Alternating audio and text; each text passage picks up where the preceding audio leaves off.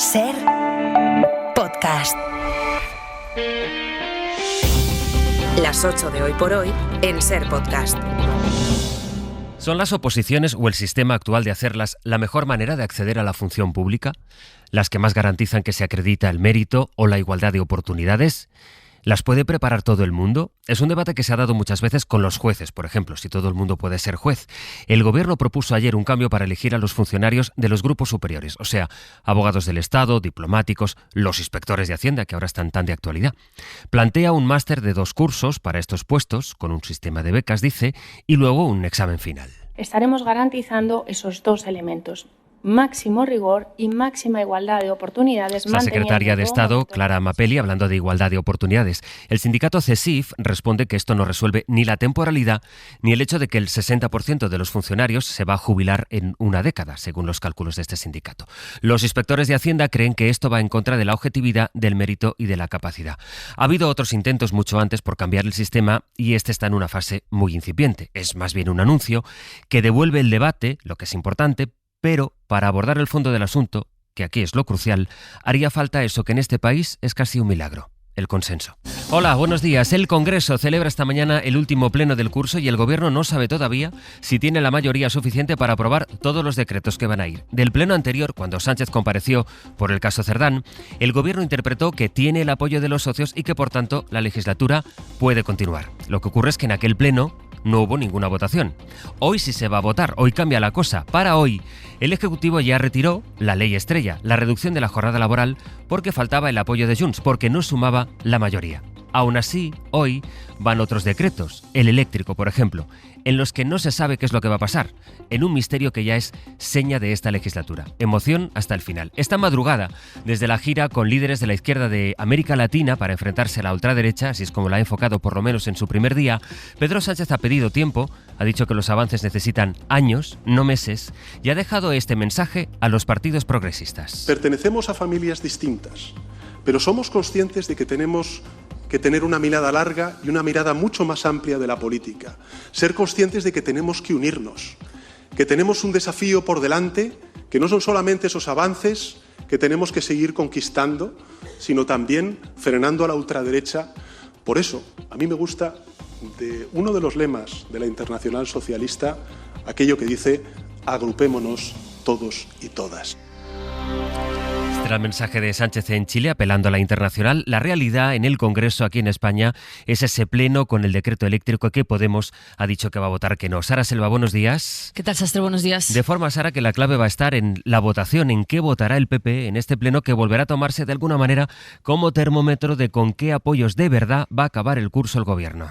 Es el examen final al que se somete el Gobierno antes de las vacaciones y va a aprobar asuntos importantes como las entregas a cuenta o la Agencia Estatal de Salud Pública, pero está en manos del PP que la imagen que quede sea la de una derrota parlamentaria. Como ustedes saben, no vamos a anunciar el voto hasta que no llegue el momento, pero muchas gracias. No quiso el PP aclarar su voto ayer, pero en el PSOE no lo dan todo por perdido. A veces lo que parece que no, luego es que sí, luego que sí, luego es que no. Con lo cual, dejemos trabajar a los grupos parlamentarios. Está el Gobierno trabajando para conseguir al menos la abstención de los de Feijóo. No se entendería, dicen en Moncloa, que durante el apagón el PP hablará de caos y que ahora se niegue a aprobar las medidas que podrían evitar otro, y que además el sector eléctrico apoya. Aún así, creen en Moncloa que el Pleno sí va a servir para demostrar que la mayoría de la investidura funciona y que los socios siguen ahí. Hoy el Ejecutivo suma un importante guiño, sobre todo al PNV, aprobando la Ley de Secretos Oficiales en el Consejo de Ministros. Mañana le podremos preguntar por eso al presidente del PNV, Aitor Esteban, que estará en este estudio en Hoy por Hoy a partir de las 9 de la mañana. Sara, gracias. Hasta luego. Sobre ese pleno planearán evidentemente los 2 grandes asuntos que han marcado la crónica de estos días, el caso Montoro y el caso Cerdán.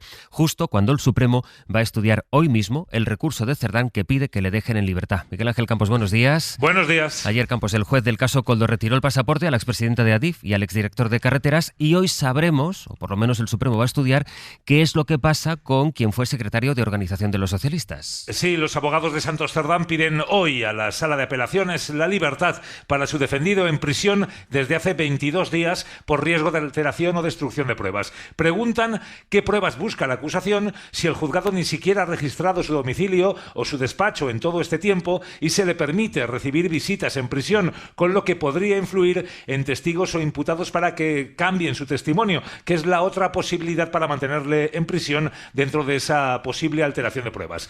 Creen que en realidad le mantienen en la cárcel para ablandarle y que confiese un delito que, según aseguran, no ha cometido. Por su parte, Anticorrupción se opondrá a su salida de prisión. Sostiene que Santos Cerdán tiene capacidad de influir en los aún desconocidos pagadores de los amaños. El fiscal destaca el papel capital del exsecretario de Organización en lo que denomina un sistema de corrupción a gran escala que penetró en las entrañas del Ministerio de Transportes. Ayer comparecieron la expresidenta de Adif, Pardo de Vera, y el exdirector de Carreteras, Javier Herrero. Negaron el cobro de comisiones y la existencia de trama alguna. Quedaron en libertad con cautelares. Campos, hasta luego. Hasta ahora. Del caso Montoro, hoy tenemos algunas cosas. Por ejemplo, a Rodrigo Rato, que ha hablado con ABC y les ha dejado este titular. Dice: lo que hizo Montoro conmigo roza el delito. Pero es que luego hay, al final de la información, este párrafo con declaraciones textuales de Rato que es gloria bendita. Dice: ese era el gobierno que teníamos. Se refiere al gobierno de Rajoy. Con el PSOE no me ha pasado nada. Dice Rodrigo Rato: he tenido varios ministros socialistas siendo yo contribuyente y nunca me ha pasado nada. Y luego el mensaje que dio ayer la dirección del PP, la portavoz Esther Muñoz. Bueno, yo creo que estamos en una primera fase y que quien tiene que dar explicaciones, sobre todo en sede judicial, cuando se le llame, es el señor Montoro. ¿Cómo le calificaría? Como preocupante, evidentemente. Soy una ciudadana más. Y cuando leo los periódicos que salen posibles casos de corrupción, claro que me preocupo. En mi partido ha podido haber compañeros que han usado al partido y al gobierno para enriquecerse. Y eso, a los primeros a los que nos afecta, es a la gente honrada. El PP trata de poner toda la distancia que pueda con Montoro y con la gente que trabajó con Montoro. Y ahí aparece el nombre de Alberto Nadal, que fue estrecho colaborador del exministro y que en Génova van a mantener en el puesto para el que le acaban de nombrar, vicesecretario de la nueva dirección. José Coello. ¿Qué tal, Sastre? Buenos días. La estrategia del PP de desvincularse por completo de la era Montoro para no verse salpicado por este caso no termina de cerrarse por la figura de Alberto Nadal, secretario de Estado de Presupuestos entre 2016 y 2018 y colaborador del exministro de Hacienda. Su nombramiento como vicesecretario de Economía por parte de Feijóo hace unas semanas provoca que la ruptura entre la dirección actual con la figura de Montoro no sea definitiva.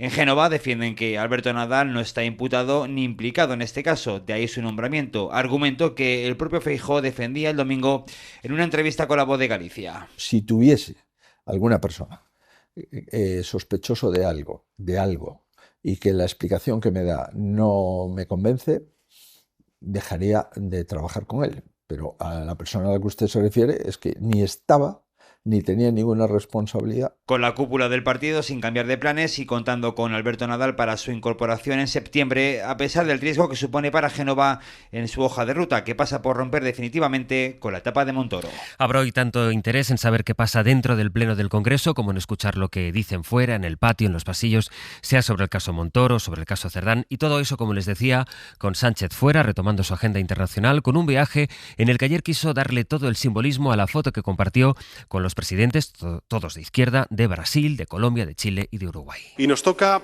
hacerlo solos, porque cada vez es más evidente que hay una derecha tradicional, con las que hasta hace no tanto tiempo compartíamos consensos básicos, que ha desertado de esa labor histórica y que ha sucumbido al discurso y al marco impuesto por la ultraderecha.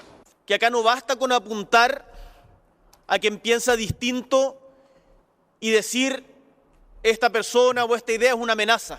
Tenemos que ser capaces de proponer una alternativa. O caminho para a conquista da democracia e da liberdade foi longo. Un camino largo, decía Lula, el de la consolidación de la democracia y la libertad. La idea, en todo caso, fue presentar la unidad de la izquierda a ambos lados del Atlántico como una necesidad no solo por el auge de la extrema derecha en el mundo, sino ante la connivencia que ellos atribuyen a la derecha, a los conservadores convencionales, para aliarse con las opciones más ultras. Enviado especial a Chile, Guillermo Lerma, buenos días. ¿Qué tal? Buenos días. Es lo que lamentó Pedro Sánchez durante su intervención, el no poder contar con la derecha que representa en España el PP para combatir el avance de esa ola ultra. Lo que buscan los 5 países que se reunieron ayer aquí en Santiago de Chile es crear una alianza internacional para plantear propuestas y medidas concretas en esa dirección. Del encuentro apenas salieron unas ideas generales, pero para los presidentes impulsores el hecho de que esta entente cuaje ya es un paso importante, porque si la coalición del odio, como la llamó Sánchez, actúa por todo el mundo de forma coordinada, la respuesta también debe serlo. Hubo cierta autocrítica en los discursos. Boric o el uruguayo Yamandu Orsi reconocieron abiertamente que desde la izquierda no se está haciendo lo suficiente para ofrecer una alternativa y que no basta con señalar al que piensa diferente como una amenaza. Por ahora son 5 los gobiernos que conforman esa coalición, pero otros como Reino Unido, Canadá o Dinamarca han comunicado su intención de adherirse a una plataforma que celebrará el año que viene en Madrid su próxima reunión de alto nivel. Y algo más de la política, las explicaciones que dio ayer la presidenta de la Comunidad de Madrid, Isabel Díaz Ayuso, después de haber pasado un fin de semana en un chalet valorado en más de 4 millones de euros, que es propiedad de la comunidad, después de que ella haya criticado y mucho las vacaciones que Pedro Sánchez o que miembros del gobierno pasan en dependencias que son del Estado. Y si voy a unas instalaciones públicas, malo. Si vivo con mi pareja, malo. Si me pago un hotel con mi propio dinero para gestionar la pandemia, malo. Porque quieren acabar conmigo en lo personal. ¿Qué me van a equiparar? Los 4 palacios durante 7 años. Todos los gastos de 15 ministros que viven en instalaciones públicas. ¿Me lo van a equiparar con 2 días? ¿Con mi tupper de mi casa? Me llevé mi comida de casa, cené en un restaurante del pueblo y compré en el Covirán. Bueno, de la información del tiempo, hoy la noticia va a ser la subida de las temperaturas, aunque Luismi, es una subida transitoria. Así es, José Luis, porque hoy va a hacer más calor que ayer, pero de forma efímera. Mañana mismo esa temperatura baja y más lo hará el jueves y el viernes, días de respirar mucho mejor. Pero de momento, ya decimos, sudaremos un poquito más que ayer, especialmente en el valle del Guadiana, del Guadalquivir, también el Tajo, por encima de los 35 grados. Y de momento hoy, con pocas lluvias, algunos chaparrones tendremos este mediodía más o menos en la Costa Daurada y en la de Castellón, y también nubes que irán llegando por el Cantábrico. Sin duda será mañana a partir de mediodía, cuando las tormentas en el nordeste del país acabarán siendo noticia. Vamos a intentar conectar en directo con Gaza, comunicación que no va a ser fácil, para saber desde allí sobre el terreno cuáles son los efectos de la nueva ofensiva de Israel contra el único refugio urbano que quedaba en la franja. Siguen los ataques sobre el terreno, se constata que ya no quedan, por tanto, lugares seguros para los civiles, algo que, en fin, venimos comprobando con nuestros propios ojos desde hace meses. Civiles a los que matan de hambre o a los que matan en las colas del hambre, a pesar de que 25 países, España está entre ellos, hayan pedido a Netanyahu que frene su ofensiva. Pablo Alborán, hola Pablo, buenos días. Hola Sastre, buenos días. Pero lo estamos viendo, lo hemos visto, Pablo, esta misma madrugada, no hay nada que frene a Netanyahu. Exacto, hoy mismo, antes del amanecer, su ejército ha atacado otro campo de refugiados en Gaza. Hay al menos 14 muertos, a los que hay que sumar las víctimas de esa incursión terrestre israelí en Deir al-Balá, la veintena de muertos por hambre en solo 24 horas, según fuentes palestinas. Muy pronto, Sastre, se van a superar los 60.000 asesinados en Gaza. Este es el contexto en el que llega esa declaración internacional a la que se ha sumado España junto a otros países, también Reino Unido, por ejemplo. Su ministro de Exteriores calificaba, como hace la declaración, de inhumano el sistema de reparto de ayuda impuesto por Israel. El rey belga se ha sumado a la condena.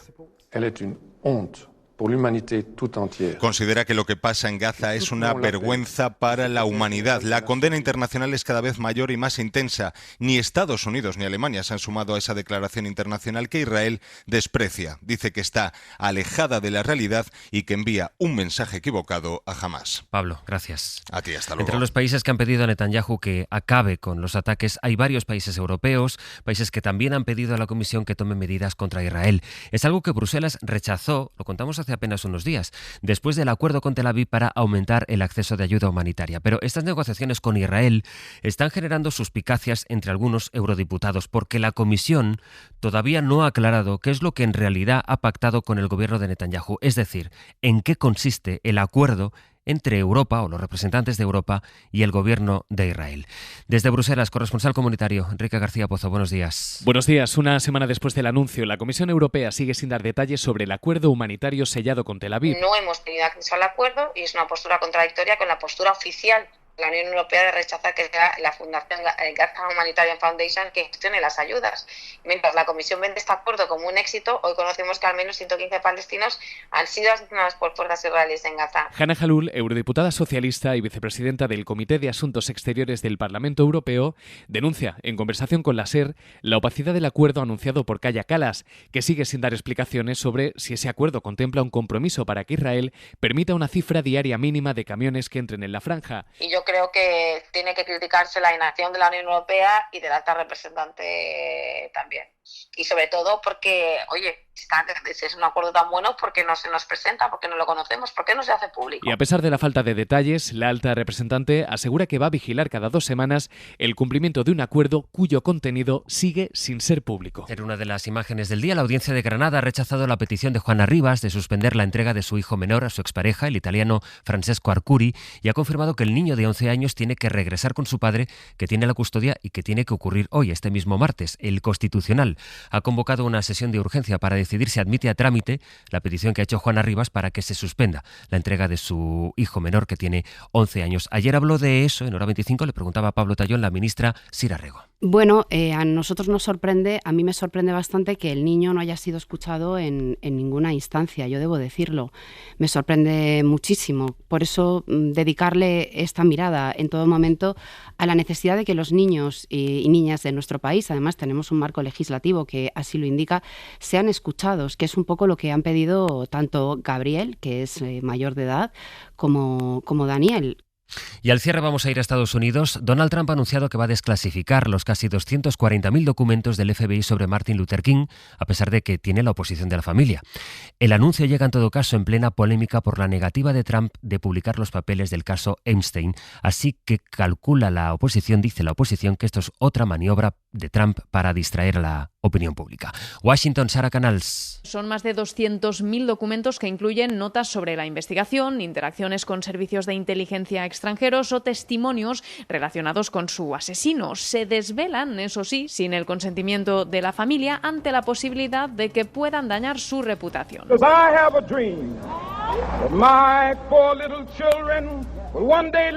Sobre todo por posibles detalles sobre su vida privada, como podrían ser infidelidades. De hecho, en un comunicado, los King han rogado que dichos archivos se publiquen con empatía, moderación y respeto. Una desclasificación que, junto a la del asesinato de JFK, el presidente Trump ordenó a los pocos días de tomar posesión.